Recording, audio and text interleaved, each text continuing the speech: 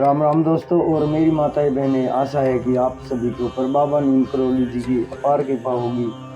आपके घर परिवार में सभी कुशल मंगल होंगे, यही मेरी प्रार्थना, यही मेरी अर्जी है मेरे बाबा नीम करोली जी की शरण में। मेरे बाबा, मेरे महाप्रभु श्री राम जी, जो भी मेरा भाई, मेरी माताएं बहनें आपकी ये महिमा देख रहा है, उन सभी के ऊपर कृपा दृष्टि बनाए रखो, उनके तुरंत सभी संकट दूर हो, यही मेरी प्रार्थना। जय राम जी की, जय बाबा नीम करोली महाराज जी, जय हनुमान जी की। दोस्तों और मेरी माताएं बहनें, आज मैं आपको बाबा नीम करोली जी की एक और बहुत ही अच्छी लीला है। उनकी लीलाएं तो इतनी है महाप्रभु की, उनको सुनाना नामुमकिन है, लेकिन मैं आपको उनकी लीलाओं को सुनाता रहूँगा जब तक बाबा जी का आशीर्वाद है। तो इसमें बाबा जी के एक भक्त होते हैं शंकर प्रसाद व्यास जी, वे कैंची में वास कर रहे हैं और उन्होंने नैनीताल नहीं देखा, तो वे बाबा जी से इसके लिए पुकार लगाते हैं, बाबा जी मैंने नैनीताल नहीं देखा है, मुझे नैनीताल दिखा दीजिए। तो फिर क्या लीला करते हैं बाबा जी, पूरा सुने और आगे भी शेयर करें। जय बाबा की। बनारस के श्री शंकर प्रसाद व्यास जी कैंची में वास कर रहे थे। आपने नैनीताल देखा नहीं था, इसलिए एक दिन आपने वहां घूमने जाने की अपनी इच्छा व्यक्त की। बाबा ने आश्रम की जीप के चालक रामानंद को इन्हें नैनीताल घुमा लाने का आदेश दिया। वहां पहुंचने पर आप जीप से उतरकर चल दिए। नैनीताल की चित्ताकर्षक प्राकृतिक छटा इन्हें मंत्र मुग्ध करने लगी और आप उत्सुकता पूर्ण दृष्टि से आगे ही आगे जाते रहे। आप चलते चलते मल्लीताल पहुंच गए और वहां बड़ी देर इधर उधर घूमते ही रहे। एकाएक इन्हें विचार आया कि कैंची वापस जाने के बारे में आप रामानंद से कुछ भी नहीं कह आए थे। अपनी भूल पर आपको बहुत दुख हुआ और लौटने के विषय में वे चिंता करने लगे। इधर रामानंद बहुत देर तक इनकी प्रतीक्षा करता रहा और अंत में खाली गाड़ी लेकर कैंची वापस चला गया। जब आप घूम घाम कर उस स्थान में पहुंचे जहां आपने जीप छोड़ी थी, आपने वहां एक फौजी अफसर को कार में बैठे देखा। यह अफसर महाराज जी का भक्त था और कई बार व्यास जी ने इसे कैंची में बाबा के पास देखा था। व्यास जी के पूछने पर उसने बताया कि वह कैंची जा रहा है। व्यास जी ने उससे साथ चलने की विनम्र प्रार्थना की। उसे कुछ हिचकिचाहट हुई और उसने मना कर दिया।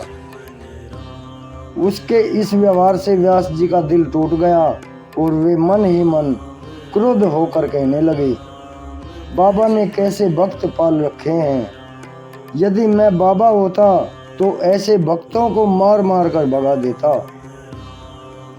यह फौजी अफसर कैंची पहुंचा और बाबा जी की कुटिया के दरवाजे पर खड़ा हो गया, जहां अलीगढ़ के विश्वम्भर जी पूजा सामग्री का थाल लिए खड़े थे और भीतर जाने की प्रतीक्षा कर रहे थे।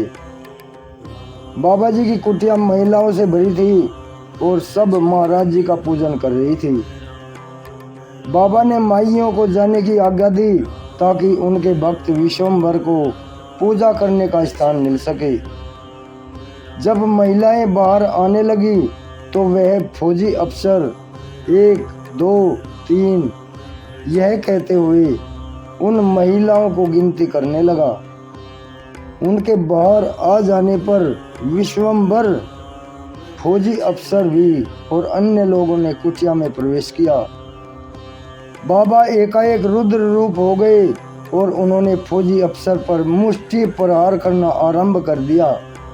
विश्वम्भर जी की पूजा सामग्री सब जमीन में बिखर गई बाबा गेंद की तरह उसे उछालते हुए, गिराते हुए और मारते हुए प्रांगण में ले आए और फिर इसी तरह आश्रम के प्रवेश द्वार तक ले गए। अंत में उस अफसर से बोले कि तू अब यहाँ मत आना। यह अफसर बाबा के समाधिष्ट होने के बाद तक भी यदा कदा आता रहा, पर बाहर सड़क से ही प्रणाम कर कर चला जाता था। उस समय वहां उपस्थित सब लोगों की यही धारणा थी कि उसने माइयों की गिनती की थी। इसी अनुचित कार्य के लिए उसे यह दंड मिला। आश्रम के सभी लोग इस दृश्य से घबरा उठे और रामानंद को विशेष रूप से इसका भय होने लगा। यह सोचकर कि वह व्यास जी को नैनीताल में छोड़कर चला आया था। व्यास जी एक बस के द्वारा कैंची आ गए। उनको बस से उतरते ही रामानंद जी दिखाई दिए। उसने आपसे प्रार्थना की कि आप पूछे जाने पर बाबा जी से कह दें कि आपने ही जीप लौटा दी थी। जब व्यास जी ने बाबा के दर्शन किए, वे बहुत शांत और प्रसन्न मुद्रा में दिखाई दिए और आपसे बोले, तुझे अमुक फौजी अफसर अपनी गाड़ी में नहीं लाया? तूने क्या कही? बताता क्यों नहीं? व्यास जी चुप खड़े रहे। बाबा स्वयं कहने लगे, तू कह रहा था बाबा ने कैसे भक्त पाल रखे हैं। यदि मैं बाबा होता तो ऐसे भक्तों को मार मार कर भगा देता। कह रहा था ना, बता। तो इस तरह बाबा जी ने व्यास जी से पूछा। फिर व्यास जी ने भी स्वीकार कर लिया कि महाराज, मैं यही कह रहा था, क्योंकि उसने मुझे अपने साथ ले जाने से मना कर दिया।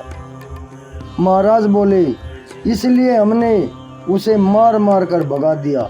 अब वह यहाँ कभी नहीं आएगा। इसके बाद वे फिर बोले, रामानंद कहाँ चला गया था? तू उसकी कार में क्यों नहीं आना चाहता था?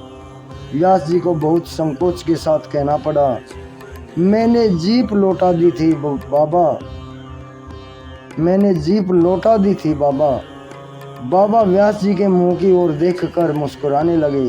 वे जान गए थे कि ये रामानंद जी को बचाने के लिए झूठ बोल रहा है।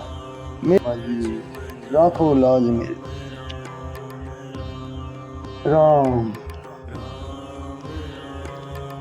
दोस्तों और मेरी माता बहनें, इसे आगे भी शेयर करें। बाबा नीम करौली जी की अनंत महिमा, एक अनमोल उनके द्वारा की गई लीला है। मेरे महाप्रभु जी, राखो शरण बाबा, राखो शरण, सबके कष्ट हरो बाबा।